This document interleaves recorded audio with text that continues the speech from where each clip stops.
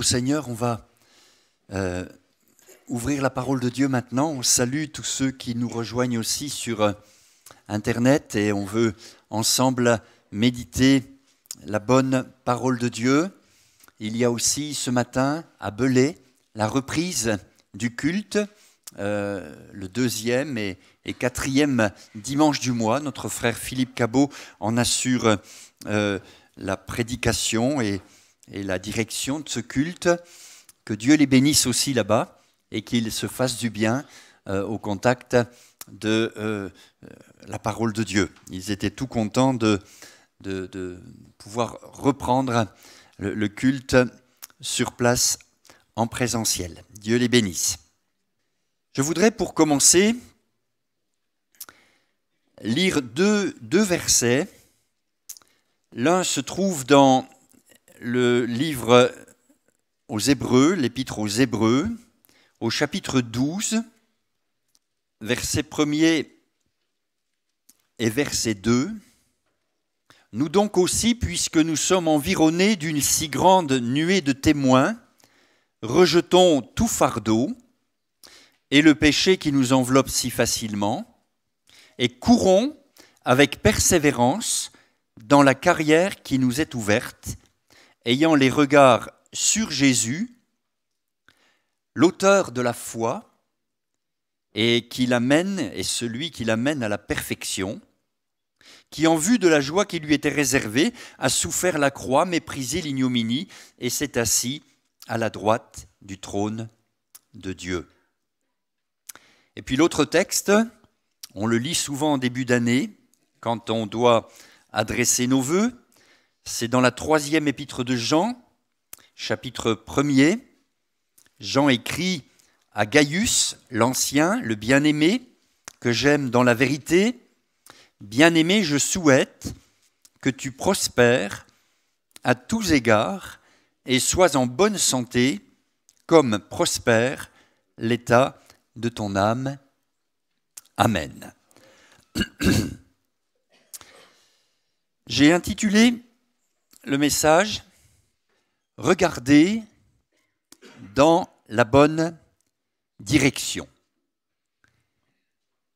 C'est un peu ce que nous disent déjà les textes que nous avons lus, regarder dans la bonne direction. Pour commencer l'année, je vais vous inviter à regarder dans la bonne direction. Je dirais ceci pour peut-être vous adresser quelques vœux. Ne vous perdez pas en 2023. Que ce soit une année où on ne perde personne. Jésus a dit, à la fin de ses 3 ans passés dans son ministère terrestre, « J'ai perdu aucune des brebis, si ce n'est la brebis de perdition, comme les prophéties l'avaient annoncé, mais il les avait tous gardés. » Vous savez, si je peux me permettre de partager un peu ce qu'il y a sur mon cœur, c'est vraiment ça, qu'on perde personne. Et puis qu'on en gagne d'autres. Amen. Hein? Alors ne vous perdez pas en 2023, et j'écris les choses comme ça. La direction vers laquelle tu regardes déterminera le chemin que tu suivras cette année. C'est facile à comprendre.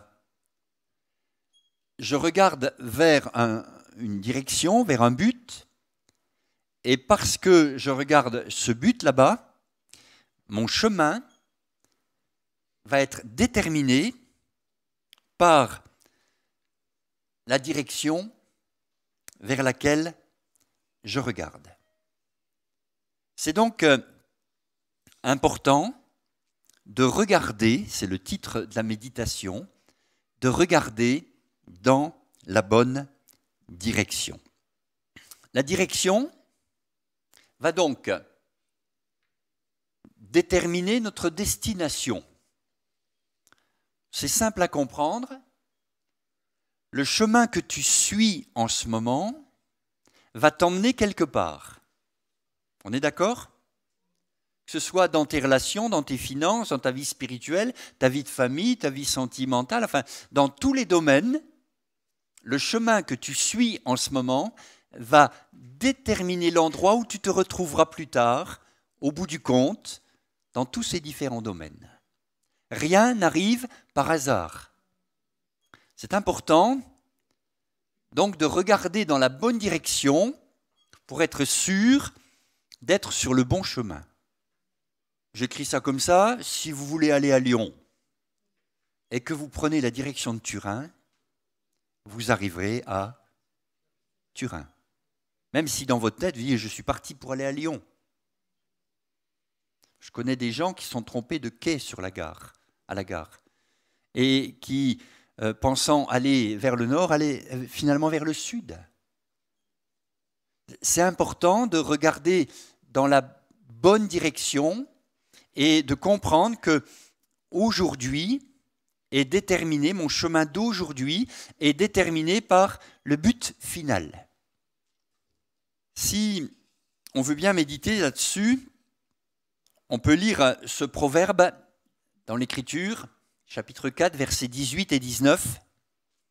Le sentier des justes est comme la lumière de l'aurore dont l'éclat ne cesse de croître jusqu'en plein jour. La route des méchants, elle est plongée dans l'obscurité. Ils n'aperçoivent pas l'obstacle qui les fera tomber. C'est important que le chemin, le sentier, la direction que tu prends soit éclairé, soit dans la lumière, afin que les obstacles qui manqueront pas d'arriver, afin que les obstacles, tu puisses les voir, tu puisses les éviter, tu puisses éviter la chute, les pièges, les trous. Le sentier des justes est comme la lumière de l'aurore dont l'éclat ne cesse de croître jusqu'en plein jour. Alors, je reste focalisé sur mon titre « Regarder dans la bonne direction » va donc déterminer le chemin que j'emprunte aujourd'hui. Il y a 3 choses qui veulent nous détourner de notre destination. C'est important de le savoir, et je cite tout d'abord une première chose qui s'appelle le passé. Le passé crie à tes oreilles « Hé, regarde-moi !» et t'invite à te retourner et à considérer les choses passées. On n'avance pas si on a tout le temps les yeux dans le rétroviseur. C'est même dangereux, hein ? C'est utile un rétroviseur, mais c'est quand même plus petit que la vitre avant de ma voiture, hein ? Et quand on partage ce matin que la parole de Dieu nous invite à aller de l'avant, il faut vraiment faire attention à ce que le passé ne vienne pas nous détourner nos yeux de notre destination. Le passé, on ne le refera pas, et s'il crie à tes oreilles « Regarde-moi », réponds-lui « Dieu va changer le mal en bien ». Quel que soit ce que tu as vécu dans le passé, il ne faut pas que ce passé t'empêche d'arriver à destination. Tous, je pourrais donner le micro à chacun, tous pourraient raconter ici les bobos de leur passé, les difficultés passées, les épreuves, les coups, les déceptions, les trahisons. Tous, on aurait quelque chose à dire concernant le passé. Mais on ne s'en sort pas à fouiller sans cesse dans le passé. Il faut vraiment pouvoir dire, ok, Dieu a la capacité de changer le mal en bien. Je lisais dans une méditation ces jours-ci, justement sur le verset « Je souhaite que tu prospères à tous égards ». Le terme en grec pour prospérer est composé de 2 mots qui veulent dire suivre un chemin. La prospérité, selon Dieu, elle n'est pas matérielle. Elle est d'être sur le bon chemin. La prospérité spirituelle et d'être sur le bon chemin, celui du Seigneur. Donc c'est important de ne pas détourner nos yeux de la destination et que le passé ne vienne pas t'empêcher d'avancer. Je ne peux pas changer ce qui s'est passé, mais je peux changer ma réaction. Tu peux prendre la décision, puisqu'on est en début d'année, que l'année 2022, avec tout ce qu'elle a comporté, ne va pas t'empêcher de bien réagir, d'être spirituel, d'être focus sur la bonne destination. On ne peut pas se cacher derrière notre passé et s'en servir d'excuse pour dire « moi j'ai une excuse, j'aurai une dérogation ». Il n'y a pas de dérogation. Jésus est le chemin et il nous invite à le suivre. Et ton passé, il l'a réglé. Ton passé, il a payé pour qu'il soit réglé. Aussi, ne le laisse pas te détourner de la destination. Le passé peut être guéri et transformé en force, voire même, j'écris ça comme ça, la consolation dont nous avons été l'objet est un investissement de Dieu dans notre vie pour guérir d'autres personnes. Ah oui, tu es passé par là, eh bien moi aussi. Et figure-toi que le Seigneur m'a consolé. Et j'aimerais t'encourager et te dire qu'il va te consoler aussi et tu vas reprendre le chemin dans la bonne direction. Il faut que l'on comprenne ces choses parce que je rencontre trop de personnes qui sont bloquées dans ce qui s'est passé, dans leur passé. Et ce n'est pas qu'ils ne sont pas orientés dans la bonne direction, mais ils n'avancent plus. C'est comme s'il y avait un lien invisible qui les retienne aux événements passés. Prends position, mon frère, ma sœur, et ne laisse pas ton passé t'empêcher donc d'avancer dans la bonne direction. La deuxième chose qui risque de nous détourner de notre destination, c'est le présent. Le présent avec ses problèmes. Je ne sais pas comment a commencé l'année 2023. J'ai eu mon frère au téléphone hier. On s'était échangé quelques vœux par écrit, mais voilà, on a souvent la bonne habitude de se téléphoner aussi. Et il m'appelle, j'étais occupé, je lui dis je te rappelle, on se rappelle dans l'après-midi. Et je lui dis bon, bonne année, hein, tous mes vœux. Et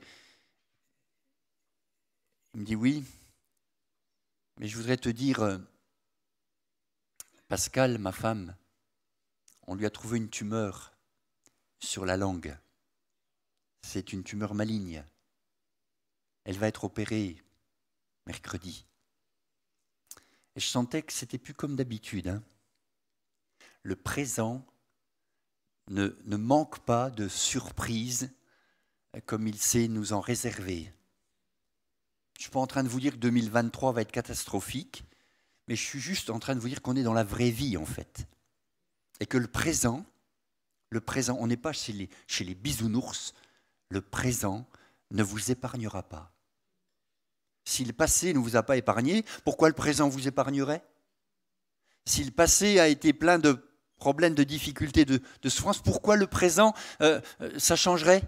C'est pas très bon pour le moral ce message. Hein. Attendez la suite quand même. Hein. Mais il faut être dans la réalité.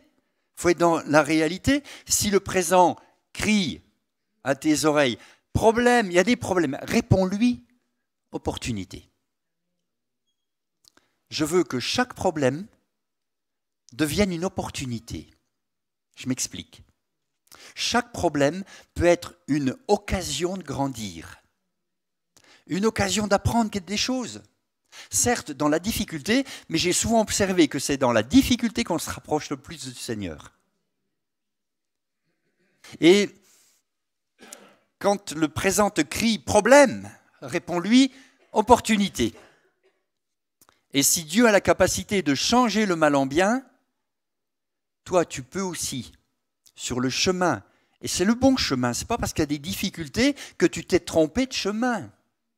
Attention, hein, ceux qui pensent que quand on est dans la volonté de Dieu, il n'y a pas de problème sur le chemin, se trompent. Jésus lui-même a dit, vous aurez des tribulations dans ce monde, mais prenez courage, j'ai vaincu le monde. Donc, saisis, évidemment, par la foi, que ce problème va être une opportunité, va être un tremplin, va être une occasion de grandir, va être une occasion d'apprendre, et tu verras que cette année 2023, avec tout ce qu'elle te réserve comme mauvaise surprise, peut finalement contribuer à te faire avancer, progresser en maturité, en sainteté, en connaissance de Dieu. J'ai écrit comme ça les choses. Si tu n'as pas saisi le sens de la mission que Dieu a pour ta vie, soit tu quittes le chemin, soit tu tournes en rond, ce qui n'est pas mieux. Il faut comprendre le sens de la mission que Dieu nous a confiée. Quand la vie n'a plus de sens, je crois que c'est une sorte de définition de la dépression. Hein. Quand il n'y a plus de sens à ce qu'on fait, on ne va pas bien. Il faut saisir que Dieu donne du sens à tous les détails de mon présent. Rien n'arrive par hasard. Tout est dans son contrôle, sa volonté, dans sa main. Il connaît le passé, le présent, l'avenir. Moi, je suis là ce matin, dimanche 8 janvier, on est à Chambéry, on est ensemble et c'est bien, c'est un bon moment, mais s'il vous plaît, comprenez que tout a du sens. D'ailleurs, puisque on vous encourage, je vous encourage à aller de l'avant, dans la bonne direction, vers la bonne destination, comprenez que tout a du sens. Comment dire les choses autrement ? Souvent, on voudrait qu'une main apparaisse et nous écrive sur le mur le sens des choses qui nous arrivent. Mais aucune main n'apparaît, et on a beau regarder le mur, il reste de la couleur qu'il est. On regarde ce qui fait notre actualité, et puis on peut se poser plein de questions. Moi, je souhaiterais des temps de réveil, des églises pleines, des conversions à l'appel, des baptêmes tous les dimanches. Enfin, pas vous ? Ben oui. Et puis, qu'est-ce qu'on voit ? L'iniquité qui s'accroît et la charité, l'amour qui se refroidit. Comme le dit l'Écriture.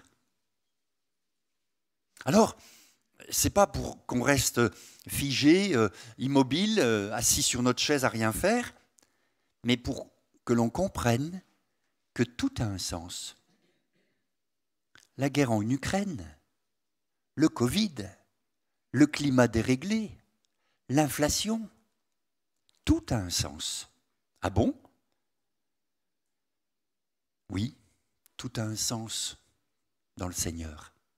Et je veux juste mettre mon radar intérieur au diapason avec l'émetteur qu'il est.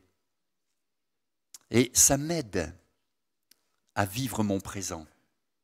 Et devant les problèmes qui arrivent, je vais dire, Seigneur, c'est autant d'opportunités pour ma vie d'avancer, de comprendre, de grandir et te glorifier.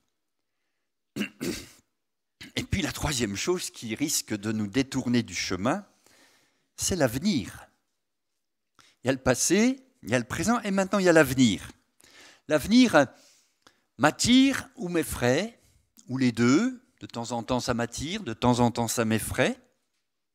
Comment vous vous situez par rapport à l'avenir ? Comment vous vous voyez dans l'avenir ? Comment vous voyez l'Église dans l'avenir ?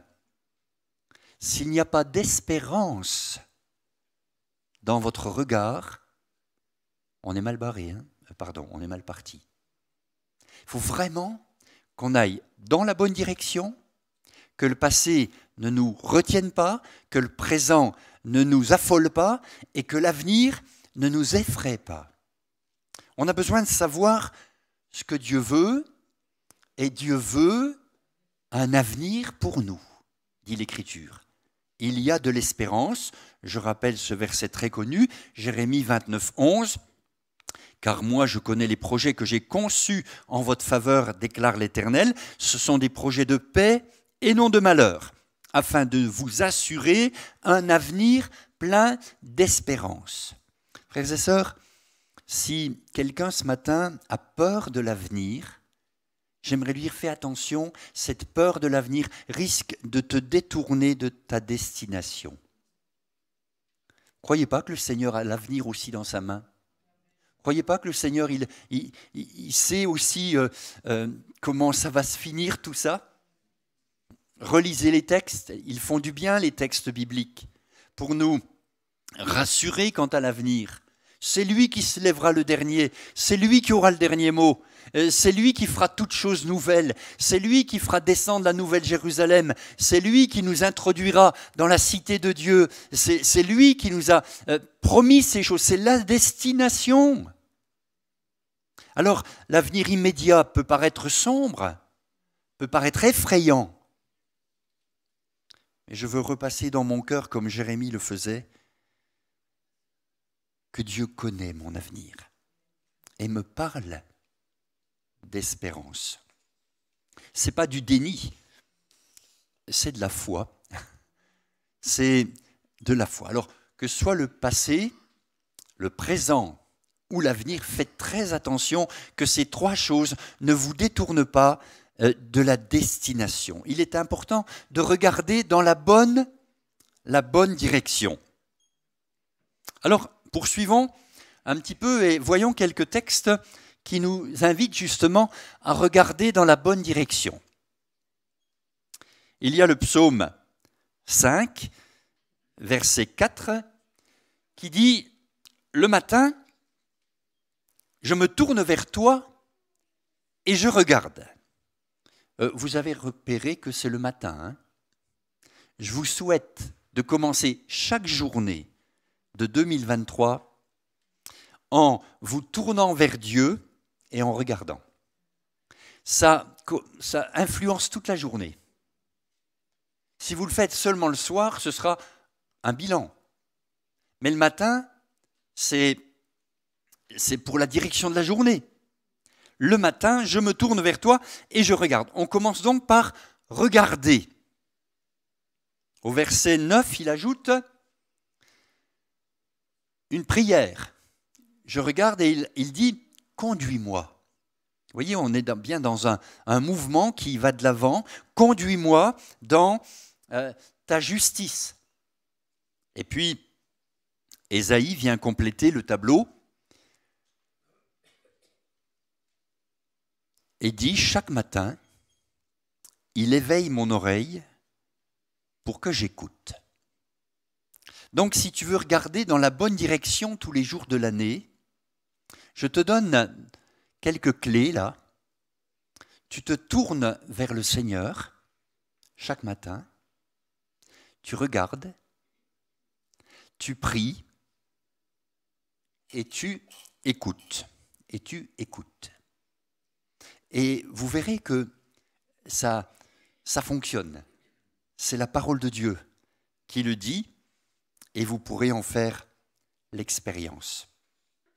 Si on regarde dans la parole de Dieu l'expression « lever les yeux », lever les yeux et regarder, eh bien j'ai été étonné du nombre de fois où Dieu nous dit ça. Mais lève les yeux et regarde. Souvent, et ma foi, le contraire de lever les yeux, c'est quoi? C'est baisser les yeux. Souvent, on vit notre vie chrétienne les yeux baissés. On regarde le bout de nos chaussures, on regarde le pas suivant, on regarde en bas, on regarde la terre. Et Dieu nous dit, mais lève les yeux et regarde. Alors on n'aura pas le temps de voir tous les textes, mais c'est intéressant à faire comme petite étude personnelle à la maison, de regarder tous ces textes qui nous invitent à lever les yeux et regarder. la destination ne se trouve pas en bas. C'est pas en baissant tout le temps les yeux que tu verras la destination. C'est en levant les yeux. L'autre jour, avec les enfants, enfin, on n'y est pas tous arrivés, mais enfin, une partie de la famille est arrivée.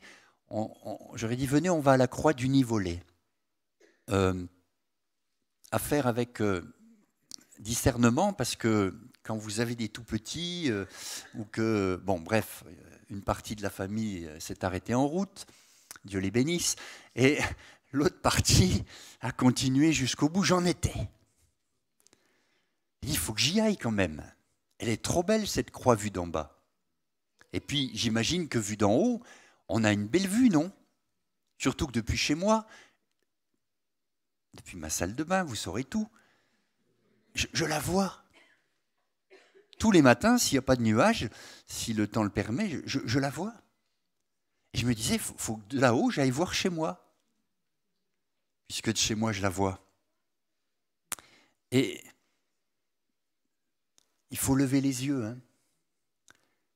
Alors, je levais les yeux, et puis plus j'approchais, plus elle s'éloignait. Mais on y est arrivé. Mais c'est en levant les yeux qu'on y arrive. Bien sûr, il faut regarder les racines, il faut regarder le sentier, pas évident, mais quand même, on y est arrivé. Et quand on y arrive à la destination finale, quelle récompense, quelle vue, mais c'est magnifique. Hein. Et je crois que il y a là quelque chose qui nous encourage, Dieu qui nous encourage à dire, mais lève les yeux et regarde. Peut-être quelqu'un a les yeux fixés sur son problème, sa difficulté, comment je vais faire pour terminer le mois, qu'est-ce que je vais faire avec cet enfant difficile, qu'est-ce que je vais faire avec cette difficulté qui arrive. Lève les yeux et regarde. C'est donc une expression qui revient souvent dans la parole de Dieu. On va regarder par exemple dans l'Ancien Testament plusieurs textes. Zacharie chapitre 5 verset 1, « Je levai de nouveau les yeux et j'eus la vision. » C'est intéressant le de nouveau. On a fait une fois, on a levé les yeux, puis on les a rebaissés. Et Zacharie dit, moi j'ai de nouveau levé les yeux.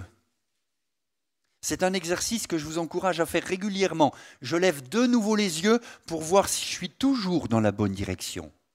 Et en levant les yeux, il eut la vision que le Seigneur lui avait préparée. Ésaïe contribue aussi de son côté à nous dire « Je levai les yeux et je vis le Seigneur sur un trône très élevé. » Et puis les séraphins sont là et crient « Saint, Saint, Saint est le Seigneur. » Alors cette vision le remplit de la conviction qu'il est pécheur et puis aussi de la conviction que Dieu est sur son trône.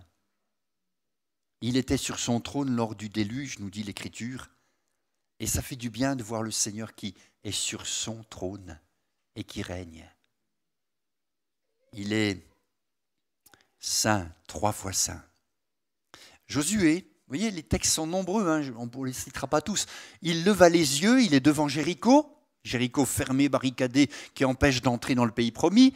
Il leva les yeux et regarda, et il vit le chef de l'armée de l'Éternel qui lui dit « Je viens maintenant, ôte tes souliers de tes pieds, ce lieu est saint. » Et Josué s'exécute et le chef de l'armée de l'Éternel lui donne la stratégie. Vous allez faire le tour de la ville une fois chaque jour et le 7e jour, 7 fois.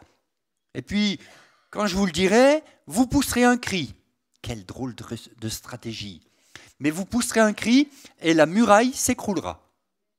Ça ne valait pas le coup de lever les yeux pour voir le chef de l'armée de l'Éternel. Vous croyez que Jésus n'est plus le chef de l'Église? Il est toujours le chef de l'Église. Et on peut regarder à lui et sa stratégie est la bonne. Bien des hommes qui nous ont précédés ont levé les yeux et ont été encouragés. Et si on fait le même exercice dans le Nouveau Testament, cette fois-ci, vous avez Jésus qui dit dans Matthieu 6, 26, « Regardez, levez les yeux et regardez les oiseaux. » C'est facile quand même ça. « Regardez les fleurs et ne vous inquiétez plus. » Jean C'est toujours Jésus qui parle dans l'évangile de Jean, chapitre 4, verset 35. Regardez les champs qui blanchissent pour la moisson. C'est l'heure de la moisson. Vous dites, vous, qu'il y a encore 4 mois. Mais moi, je vous dis que c'est l'heure. 2023, c'est l'heure. C'est l'heure de la moisson. Que Dieu nous donne de vivre ces choses. Quand les disciples sur la montagne de la transfiguration se sont tenus éveillés, qu'est-ce qu'ils ont vu? Ils ont vu la gloire de Jésus. Jésus est glorifié, ne l'oublions jamais. On pourrait encore citer ce pauvre paralytique, qui est là à la porte du temple dans Acte 3, versets 4 et 5. Qu'est-ce que disent Pierre et Jean? Regarde-nous. Non pas qu'ils étaient supérieurs aux autres, on n'a pas d'argent, on n'a pas d'or, mais ce qu'on a, on te le donne. Au nom de Jésus, lève-toi et marche. Mais c'est lève les yeux, regarde-nous.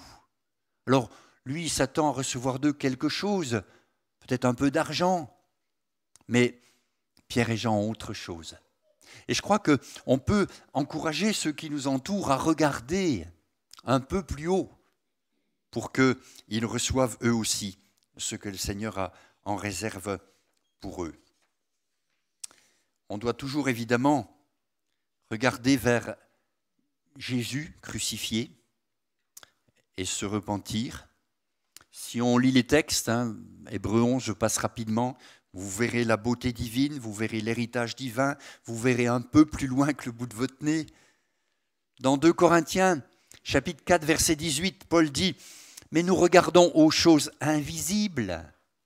Les visibles sont passagères, les invisibles sont éternelles. » Alors vous allez me dire « Mais Dominique, comment tu fais pour regarder aux choses invisibles puisqu'elles ne sont pas visibles ?» Mais si elles sont visibles, ou plutôt elles sont lisibles. Dans les Écritures, vous avez tout ce qu'il faut pour vous décrire les choses invisibles. Invisibles à l'œil nu pour l'instant, mais la Nouvelle Jérusalem est décrite, le ciel est décrit, les réalités spirituelles sont décrites, les choses invisibles sont décrites, et rien que d'en lire le récit, mon regard se tourne vers la bonne direction.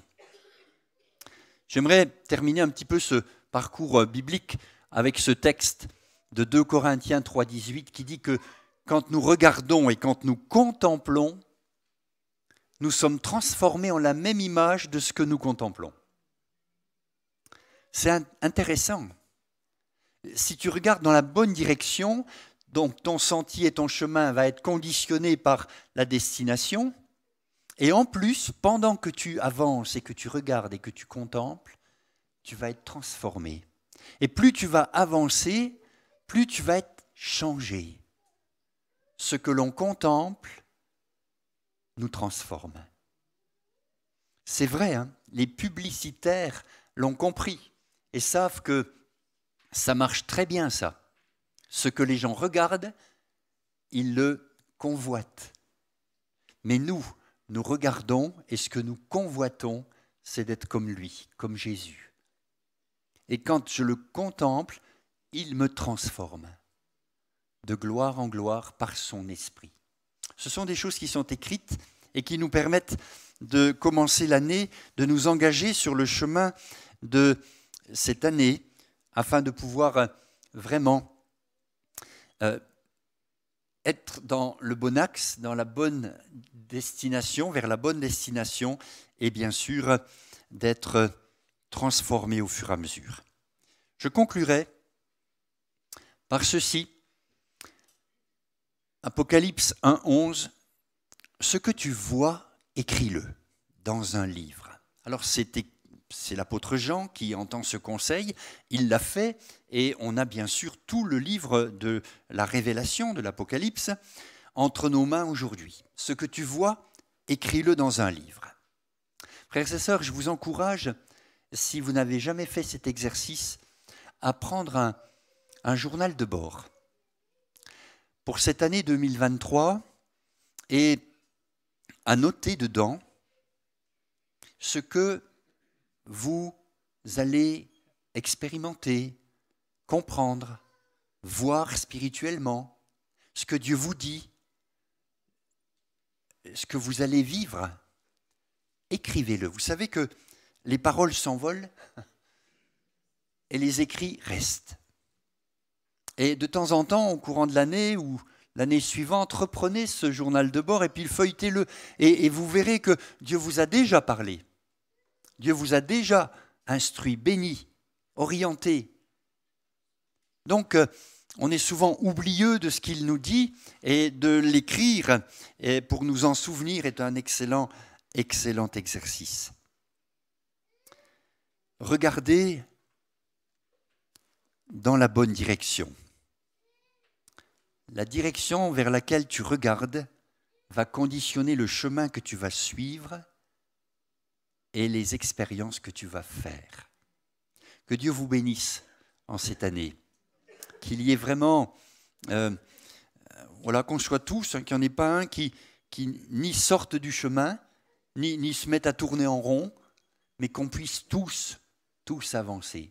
Nous sommes environnés d'une grande nuée de témoins qui nous ont précédés, qui ont marché sur ce chemin de la foi et qui sont arrivés à destination. Ils nous attendent. Ils ne se réjouiront pas sans nous. Les noces de l'agneau ne se feront pas sans nous. Et quand le nombre sera atteint, le Seigneur enlèvera son Église et nous pourrons nous réjouir avec eux dans la gloire. Gardez les yeux de votre cœur fixés sur cette destination-là. Ça va vous aider tous les jours de l'année. Ça va vous permettre d'avancer dans sa volonté. On prie le Seigneur ensemble ? Merci Seigneur. Seigneur, tu es bon parce que tu es à la fois le chemin et aussi la destination finale. Tu nous attends au bout du chemin, mais en même temps, tu es avec nous tous les jours. À chaque pas sur le chemin, tu es avec nous. Merci parce que ton chemin, même s'il est étroit, difficile, rocailleux, qu'il monte et qu'il n'est pas toujours évident, Seigneur, nous savons que tu es avec nous pour nous aider. Je te prie que tu nous aides à rester dans la bonne direction. Tu vois combien de choses voudraient nous détourner, mais nous voulons ce matin, en ce début d'année, dire Seigneur, oui, que ta volonté se fasse, que nos vies te glorifient, que notre zèle et notre service soient bien orientés, que ce que nous ne comprenons pas pour l'instant ne vienne pas faire obstacle à notre avancement.